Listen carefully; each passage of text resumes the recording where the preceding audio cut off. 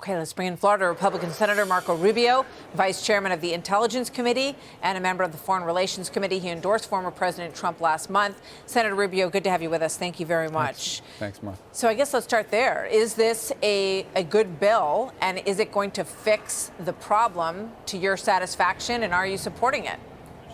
Well, first of all, we don't know what the bill is. It's not out yet, so I can't give you my opinion on a bill that isn't written, no one's read, and not just me, no one's seen it yet. That doesn't mean it's bad or good, it's just I don't know what it is. But I will tell you this, Joe Biden does not need a bill if he wants to enforce the border. This border crisis began when he took office because on his first day in office, he wiped out all the Trump proposals.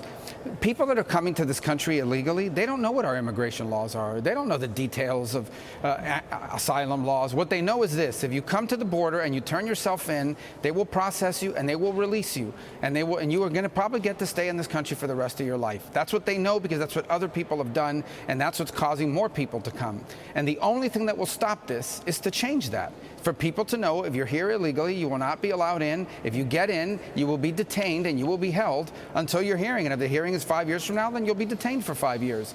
And until we get back to that, this crisis will continue no matter what law we pass. I think you're absolutely right. I mean, if all of these people flooding to the border learn that they're going to be held in a detention center for 90 days and that the likelihood that they will be sent back after all of that is very, very high if they don't meet the asylum border.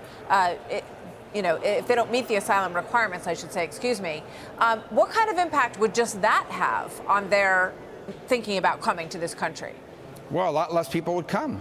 Look, I'm not speculating about this, okay? I live in Miami. I interact with people that have come illegally, that have sent money via Cash App and Venmo and whatever to people to traffic their relatives here. And they all tell you. They basically say, we know if you can get to the border and you get in, they're going to release you. You have an 85–90% chance, which is a very high probability of being released into the country. That's why they are coming, because Biden has made that very clear. And those are policy choices. Those are choices that he made about who to detain, who not to detain, who to release, how to release them, and what to give them when you release them. So if he's not willing to do that, that's already within his power now. He's not going to do anything on the border, no matter what law we pass. Well, he said last week that if that bill were the law today, I would shut down the border right now, said Joe Biden. But let's remind people what he said on September 12th in the middle of the presidential debate when he was running to be president. Watch this. I would, in fact, make sure that we immediately surge to the border. All those people are seeking asylum. They deserve to be heard. That's who we are. We're a nation that says if you want to flee and you're fleeing oppression, you should come. So, Senator, as we understand it, this bill, you're going to get to read it in the next 24 to 48 hours. A, is that your understanding?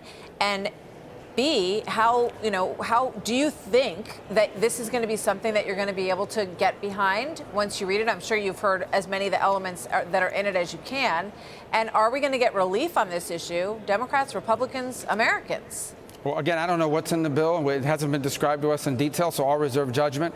But I'm going to tell you right now, I don't believe that a president that right now went all the way to the Supreme Court to fight against border security, okay, to fight against Texas. He should be thanking Texas that president is somehow going to enforce a stricter law on the border. He doesn't want to do this. He won't do it, no matter what law we pass. Senator Rubio, thank you very much.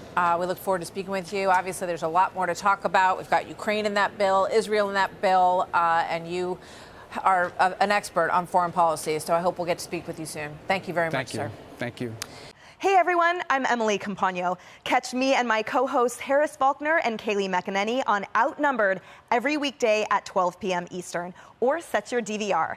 Also, don't forget to subscribe to the Fox News YouTube page for daily highlights.